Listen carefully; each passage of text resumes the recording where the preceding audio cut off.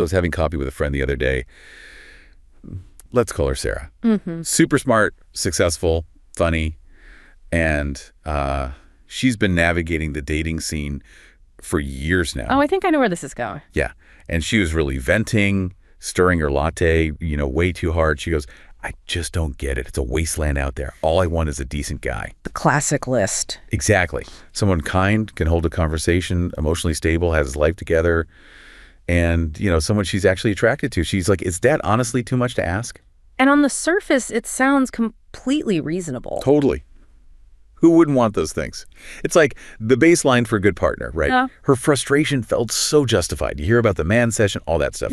But instead of just nodding along, I did something different. I pulled out my phone, Okay. opened the calculator app, and I asked her, okay, let's be generous. Out of 10 men, how many are genuinely kind?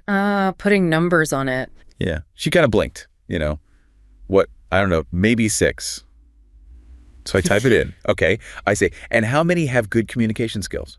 That number usually drops. She hesitated. Fewer. Maybe 4. And that's when her face changed from frustrated to confused. Watching the odds stack up. Exactly. She just watched as I went down her list, turning these desires into cold, hard numbers. And that look on her face, that dawning realization, that's kind of what this is all about. Because it reframes the whole narrative, doesn't it? It does. We've been told this story about men failing women, maybe.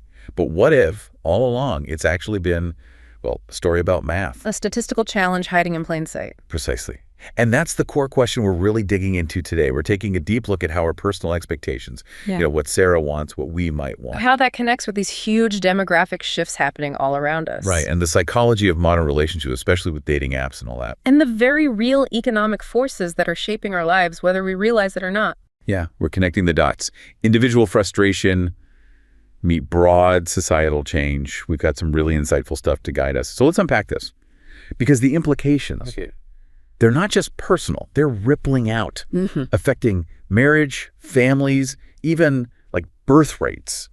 Big stuff. It's truly fascinating, actually, how these seemingly individual choices, Sarah's dating checklist, or someone deciding, you know what, I'll wait to get married, how they accumulate. They build up into these significant societal trends that eventually touch all of us. Right. We're seeing what demographers are now calling a demographic shock in advanced industrialized nations, especially across Europe. A shock. That sounds pretty dramatic. It is, in demographic terms. This isn't just a small dip in the numbers, it's a profound shift. And it's starting to ring alarm bells about the sustainability of things like pension systems, welfare systems. It's usually kind of take for granted.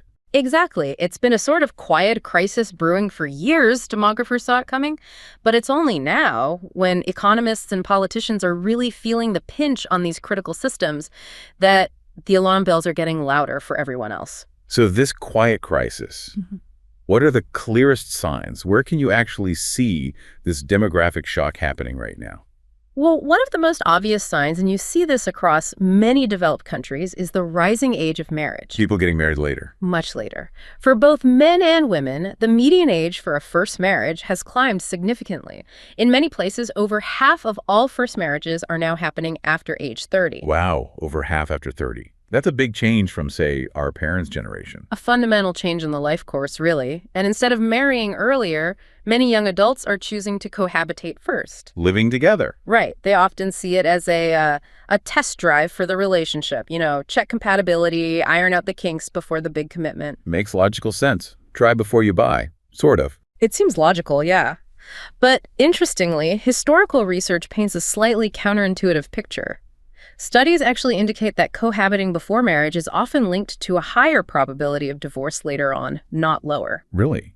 That's surprising. You'd think the opposite. It is surprising to many, and this broader trend, later marriage, more cohabitation, it contributes to a noticeable global decline in overall marriage rates.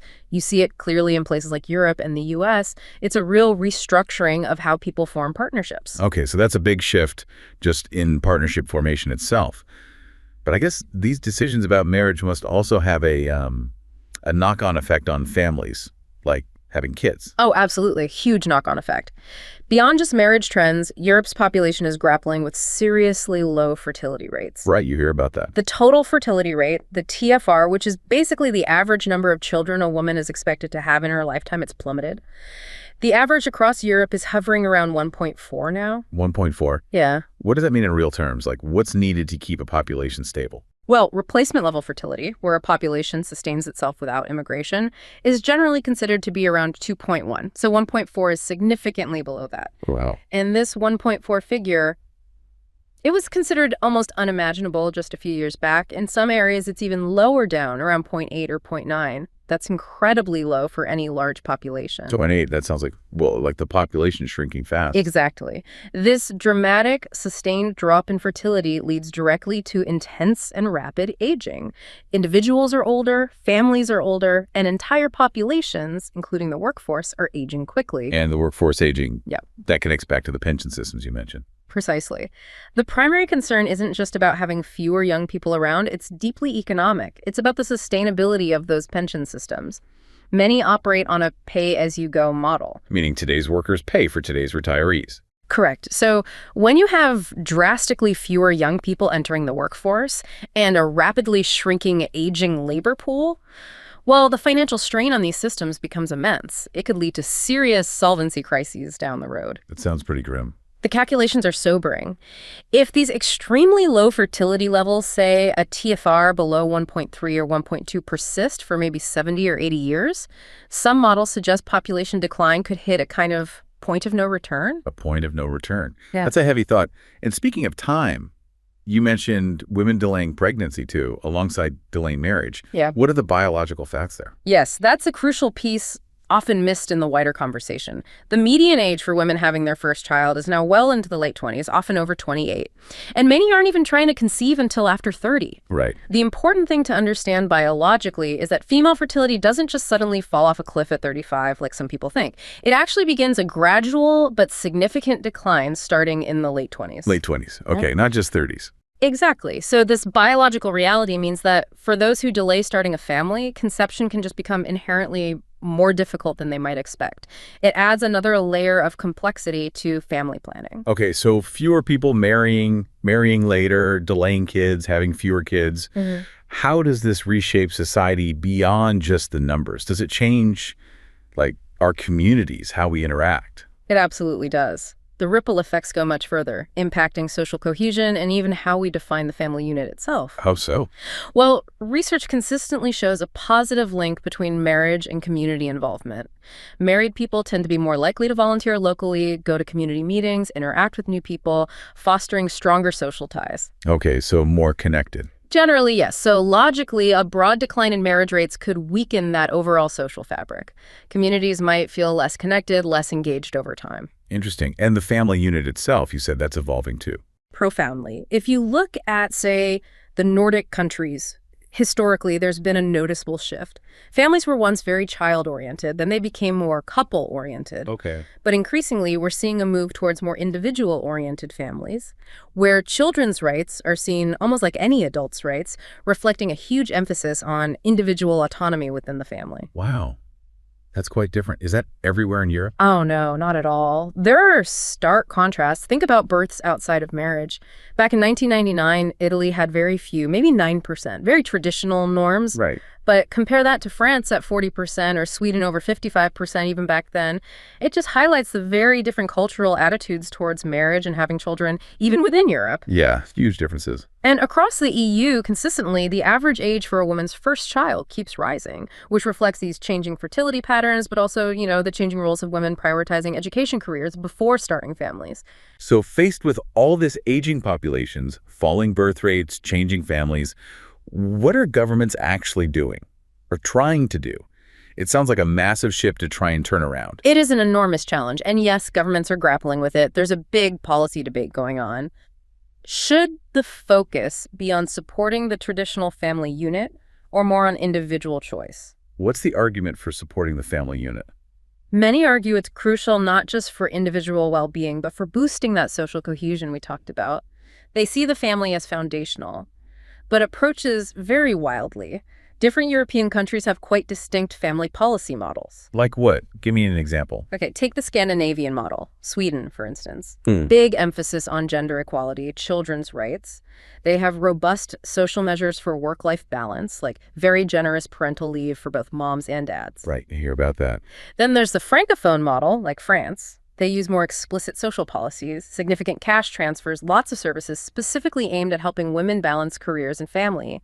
Okay, more direct financial and service support. Exactly. Contrast that with the Southern model, maybe like Italy.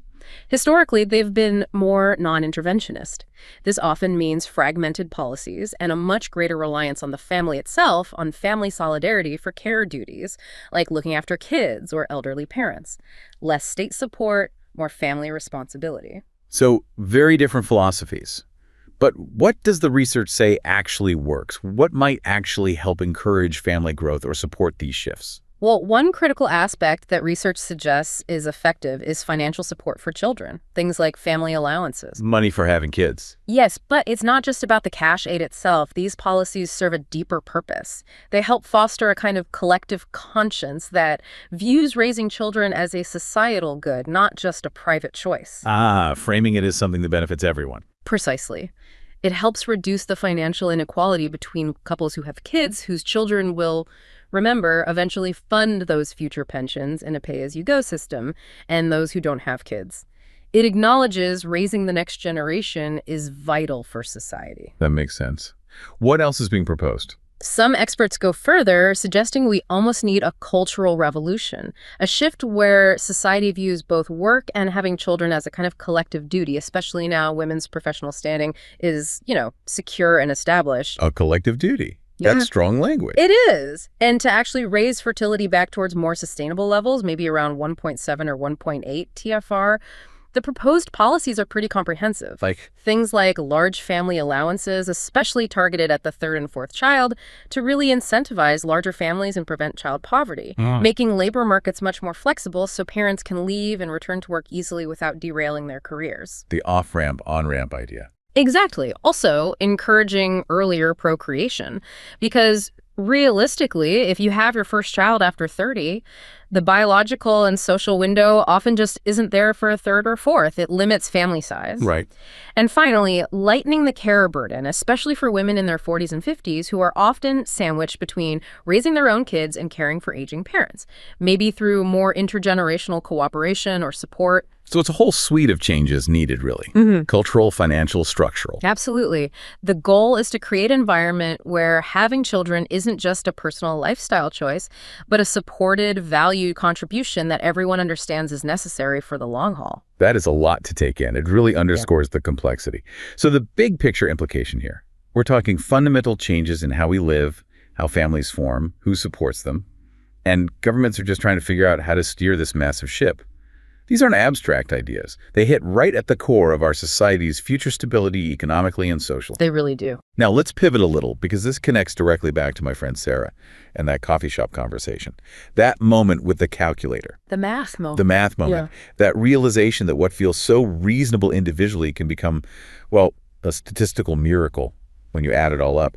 And I actually came across a story recently shared by someone reflecting on these trends that just illustrates this perfectly, puts a real human face on these numbers. Okay, let's hear it. Right. So this person wrote, I saw a post on an online forum that stuck with me. It was from a woman, let's call her Chloe, a 35-year-old marketing director in London. Okay. She wrote about her dating life with this kind of exhausted clarity. On her phone, access to thousands of men, but her checklist, which she admitted, was non-negotiable. The checklist again? Yep. Included someone over 6 feet tall, master's degree or higher, 6-figure salary, politically progressive, and shared her passion for both rock climbing and 19th century literature. Wow. Specific, very specific. Very specific. She described her dates like job interviews. I feel like a talent scout for a position that's impossible to fill, she wrote. Oh, yeah. One evening, after a disappointing date, nice guy, funny, but worked in a trade she called unambitious. She found herself just swiping endlessly, screen-glowing carousel of seemingly perfect guys. But every single one she met had some fatal flaw that disqualified them. The endless search. Chloe felt this profound loneliness, not from a lack of options, but from the paradox of it all. She was holding out for this perfect 1% that the data suggests barely exists. Trapped by the illusion of choice. Exactly. Caught in a cycle of hope and disillusionment, fueled by this digital illusion of infinite choice. And my take, this person writing continued, is that Chloe's story is the psychological engine room for the statistics we read about. That's a great way to put it. Digital platforms create this marketplace, people as products with feature lists. It reinforces the cultural message, never settle, but it frames settling as accepting any deviation from a fantasy, rather than compromising on the messy, beautiful reality of another human. It's less about a lack of good men and more about searching for a unicorn in a field of horses, leaving so many, like Chloe, feeling perpetually and inexplicably single. That anecdote about Chloe, it's incredibly powerful, isn't it? It just captures the heart of this whole dilemma, and it raises that really important question, why? Why are these expectations so high for so many people, and why do they stick around even when they clearly lead to so much frustration and loneliness? Right. It seems counterproductive. It does, and it's this complex mix of psychology, culture, and definitely amplified by technology that we're really only just starting to get our heads around. But what's clear from the data is, well, despite women being more empowered, educated, independent than ever, which is fantastic. Yeah, absolutely. Singleness and childlessness among women in their, say, 20s to 40s are at historic highs. In the U.S., for instance, nearly half, 50% of women aged 25 to 45 are unmarried. And about a quarter, 27% of women aged 40 to 44 are childless. And these trends are accelerating, not slowing down. So more independence, great, but also more singleness, more childlessness. You mentioned earlier, it's maybe not about men failing. Can you elaborate on this idea of an impossible filtering system? Right. While the popular narrative often points fingers saying men are falling behind or not stepping up, when you actually look at it statistically, the reality seems much more complicated. Okay. It looks more like a brutal, almost mathematically impossible filtering system of expectations is being applied. Think about it like this. When someone desires a whole range of positive qualities in one partner, kindness, communication, emotional intelligence, looks, financial stability, ambition, maybe shared niche hobbies like Chloe's rock climbing and literature. The list gets long fast. Exactly. The probability of finding one single person who possesses all of those traits simultaneously becomes incredibly low. Even if each individual trait is reasonably common. Precisely. Let's simplify the math just to illustrate. Say you have 10 desirable qualities. Even if you're generous and assume, say, 60% of men have trait A, 40% have trait B, 20% have trait C, and so on. When you multiply those probabilities together to find someone with all 10, the number gets tiny really fast. Vanishingly small. Some analyses put the chance of finding a man meeting 10 such combined criteria at something like 0.048%. 0.048%. So like less than 5 out of 10,000 men. Exactly. That's the ballpark. Which means even if you date moderately over time, say you go on dates with, 800 different men over years. Which is a lot of dating. A huge amount. Your probability of finding that specific unicorn partner is still likely less than 50%. And this cold, hard statistical reality, it aligns almost perfectly with the population data we just talked about, roughly half of women remaining unmarried or childless. It suggests it's less about a lack of good men overall and more about the search criteria being statistically improbable. That puts Chloe's story in such a different light. And the dating apps, it sounds like they make this worse, not better. That promise of infinite choice. It seems to work against people, yes. This brings us to what you could call the digital dating delusion. Apps like Tinder, Bumble, Hinge. They're convenient, sure, and they feel like they offer endless options. Swipe-through effect. Right. And women, especially if they're conventionally attractive or highly educated, often get a ton of attention matches, messages. It can feel like thousands of men are available. An abundance. An illusion of abundance, because the user behavior data tells a different story. Women typically swipe right on a very small fraction of profiles, often less than 10%. Only 10%. Or even less. And they go on very few actual in-person dates from those matches. So while there's loads of digital visibility, most men get filtered out by these often invisible, maybe even unconscious standards. So not settling. Not settling mathematically can easily translate into screening for a man in the top, say, 0.1% to 1% of the population, a really tiny elite group. Okay. And here's the psychological kicker. Men in that tiny percentage, they often know they're in high demand. They know they have abundant options. Which might make them less likely to commit. It can make them less inclined towards monogamy or long-term emotional availability. Yeah, because why settle down when there are always more options? This often leads to dating dynamics that feel more transactional, less relational. And when those interactions don't work out. The interpretation is often men are failing or something's wrong with me, rather than recognizing it as a potential outcome of playing a statistically very difficult game. It creates that cycle Chloe described. Hope, meet, flaw found, disillusionment, repeat. It sounds like a perfect storm, really. Cultural messages clashing with statistical reality. Yeah. And this dynamic, it can't just be affecting women, right? It must impact men too, even if we talk about it less. You've hit on a really crucial point. This situation gets even more complicated when you factor in that clash. And you look at the often unacknowledged male experience in all this. Okay. So contemporary culture bombards women with messages like, never settle, hold out for what you deserve. And these are meant to be empowering, of course, right. But they directly collide with the statistical constraints we just mapped out. If nearly all women are aiming for that same tiny percentage of men at the very top, well, simple math says most will inevitably be disappointed, no matter how wonderful or deserving they are. The numbers just don't add up for everyone to get that 1%. They don't, and there's also this element of cultural lag. Women have made incredible strides, economically, educationally, amazing progress. Yet, some deeply ingrained, maybe older ideas about relationships can persist, often unconsciously. Like, some highly successful women might still, perhaps without realizing it, expect a partner to be a step above them socioeconomically, even if they absolutely don't need a provider financially anymore. Old scripts running in the background. Kind of. You see this talked about with phenomena like leftover women in parts of Asia, highly educated, successful women, finding it hard to find partners who meet traditional criteria that might not even be relevant to their lives now. It creates friction. Okay. And the other side, the male experience. Right. The other side of this coin is the often unspoken weight carried by men.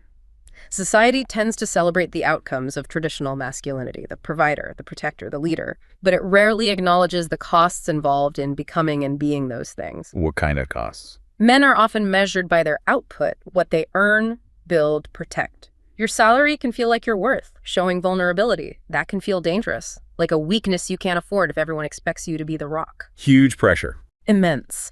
Many men learn early, implicitly or explicitly, that love and acceptance might feel conditional on their performance, their utility. The question always feels like, what do you bring to the table? This creates this silent pressure, this deep fear.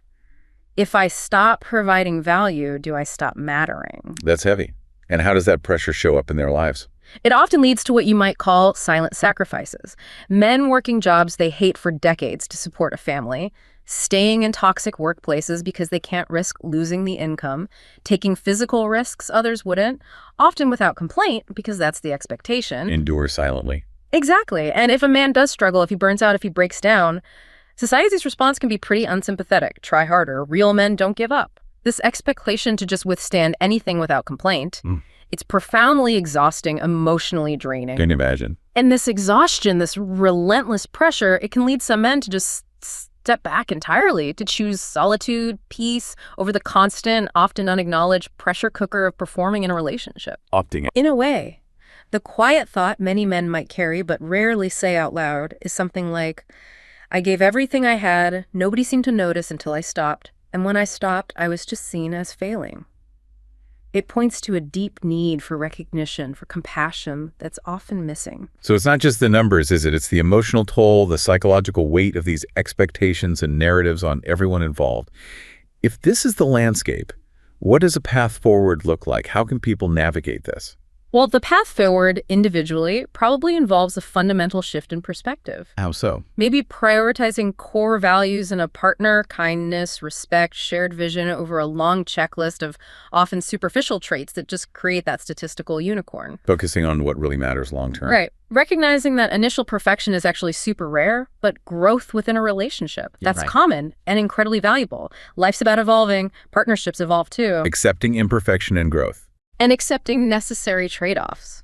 Dating intentionally focusing on genuine compatibility, shared values, mutual respect, rather than just chasing a spark or ticking boxes off a list. And for men specifically.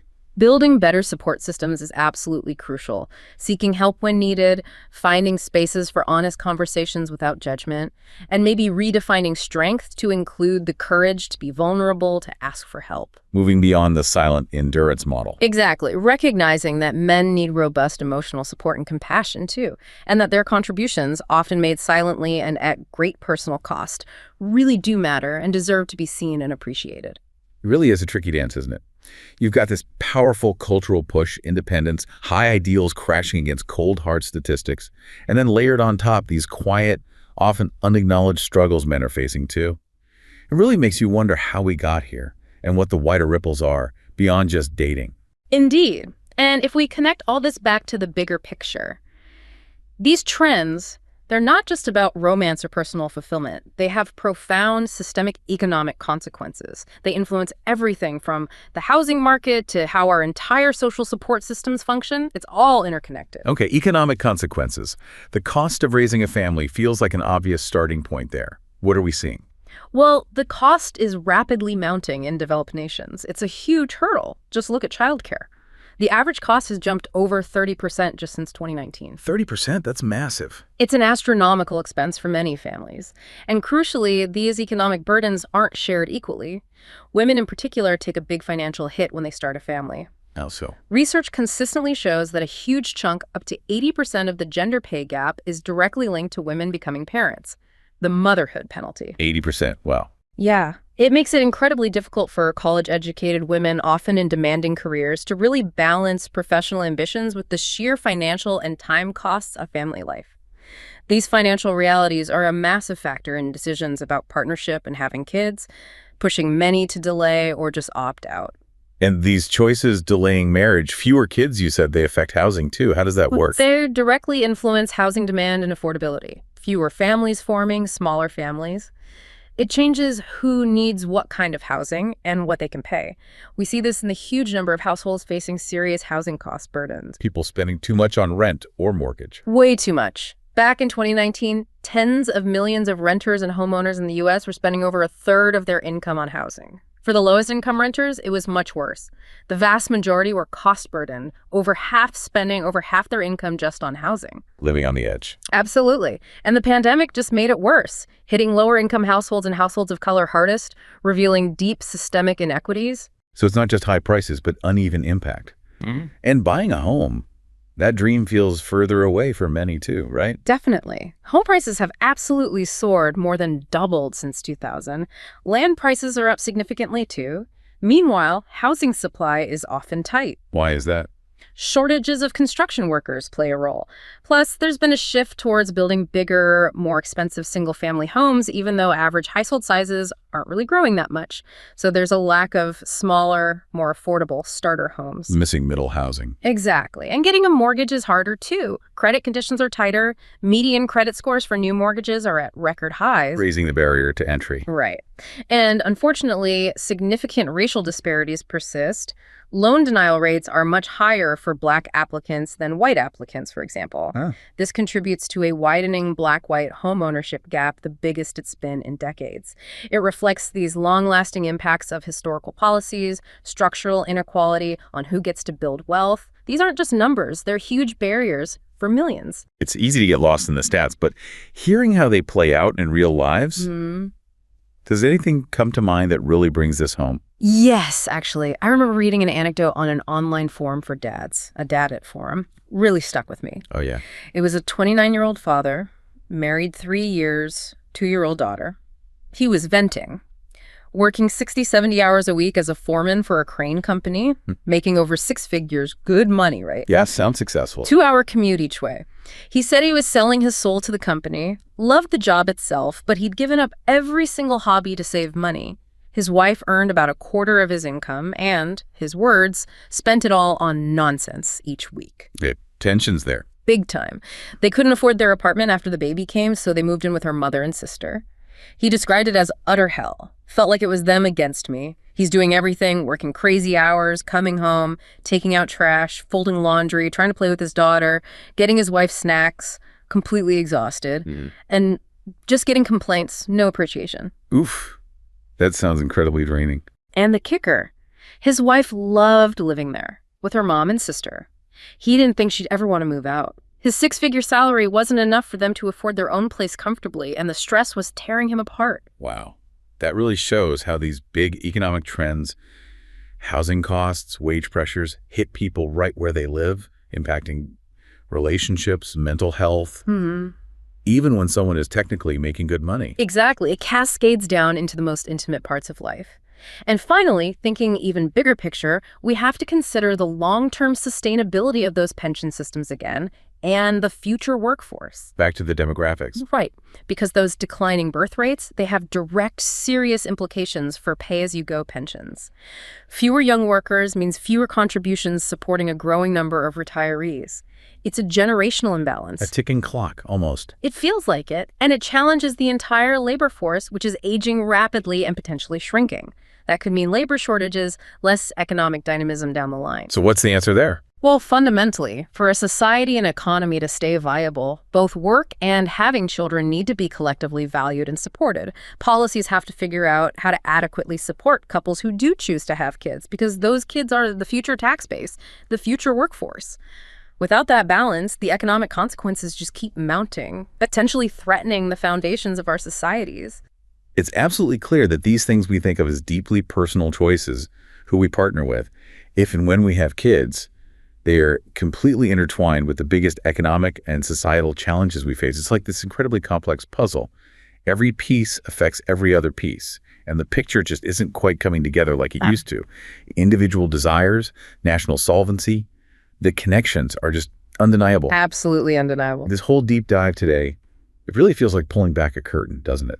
Seeing how our personal hopes, our cultural stories bump right up against these huge statistical realities and these profound economic forces. It puts things in a different perspective. It really does. It's such a striking reminder that finding connection, it's not just about finding the perfect match. It's about navigating this rapidly shifting landscape. And sometimes we're using maps that are seriously outdated. Maybe, just maybe, understanding the math behind it all helps us appreciate the real value of an imperfect but perfectly real connection in a world that keeps demanding this impossible ideal. Indeed. And it really highlights how critical it is for us as individuals, but also for societies as a whole, to adapt to these new realities. The data really strongly suggests that for both personal fulfillment and, our collective well-being, we might need a more flexible, maybe a more realistic understanding of what having it all truly means and what it genuinely takes to build a fulfilling life, a resilient family, and actually a sustainable future for everyone.